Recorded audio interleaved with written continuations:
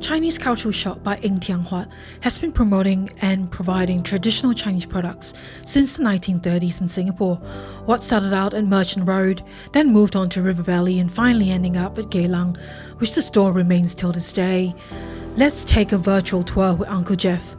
This treasure trove for a shop is like Aladdin's Cave of Wonders.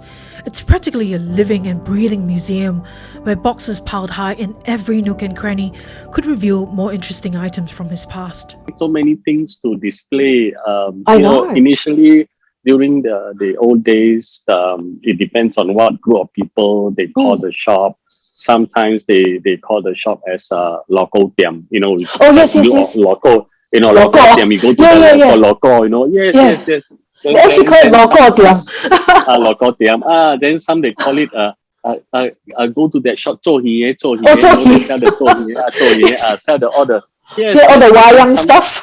Yeah. And then some of them will say that go to the sell the 斗鱼 one the embroidery stuff. Yeah. So it's quite a mixed up lah. There's don't know what to call my shop.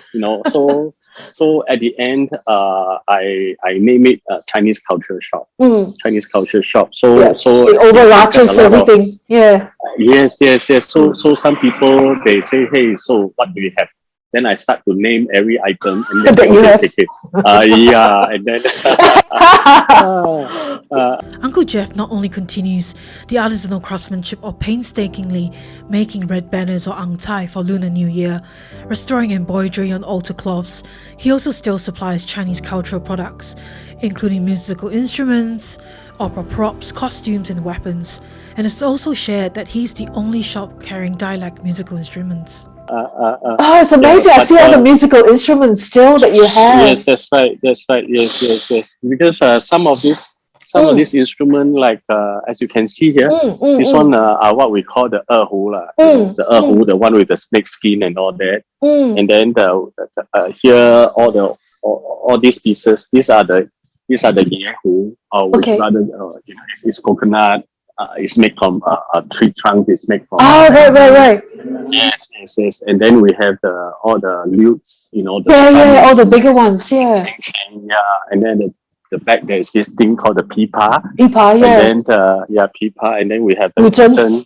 And the fuchen. Yes. Wow. And then because nowadays a lot of so-called the millennials, they don't understand that there are different dialect group of Chinese. They have their own sets of so-called musical instruments. Of course. So they only knows what is Hua and when they know what is Hua it's only like erhu, pipa, guzhen, and that kind of stuff. They didn't know that there is such a thing like the coconut fiddle, which we call the yehu, Yahoo. And then there's the snake skin ones, and there's a whole big difference. Correct. Yes. So sometimes I will just explain to them it's like different dialect, you speak differently. Your tone and your description is also different. Even the food, we used to say Teochew kway teo Hokkien mee. And then those kind of things. Yes. There's a different, but a lot of these are not being used and like forgotten lah. I think the intonation as well, because youngsters, they might just think Hokkien might be your generic dialect that's across the board, but then there's so many. There's Hainanese, there's Teochew, there's Hokkien, there's Hakka. But I think the young generation only thinks it's just that, and then it's just that. Only Hokkien maybe is like the main dialect, but there's so many. Which you can't quite hear as well. Yeah, the younger generation, most of them won't be able to probably speak, especially like like Hokkien, Hokju, Teochew. You probably even my friend can't even speak Hainanese when she grew up in a Hainanese family. It's something which I think in terms of education, we were taught how to 讲华语.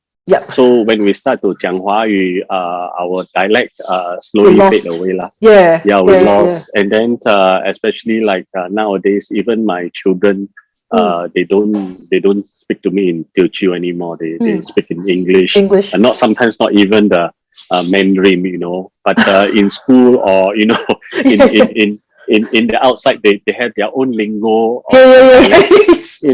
which I say, hey, where you get this and what's the meaning, The journey of being steadfast in the sunset industry may not have been Uncle Jeff's choice at the start, but he has come to appreciate all things from his past. He's passionate about what his grandfather and father before him has left behind for him to carry on this legacy. A lot of changes. Yeah. Sometimes they don't even know that the puppets, there are the Teochew puppets, there are Hokkien puppets, there are the Highlandese puppets. Yes. They're all different. So, they're all different. Yeah, right down to how the puppets made, the carving, either the hand or the stick, and the face painting is different as well. That's right. Yes. But your shop is still a treasure trove because I can see it goes further inside. Behind you, it goes in. You've got more stuff behind, isn't it? Oh, my goodness. Okay. Sometimes when they people come to say my place, I say, well, this is a shop house. So the front here is the shop. And I live upstairs. So upstairs is my house. So it's a shop house.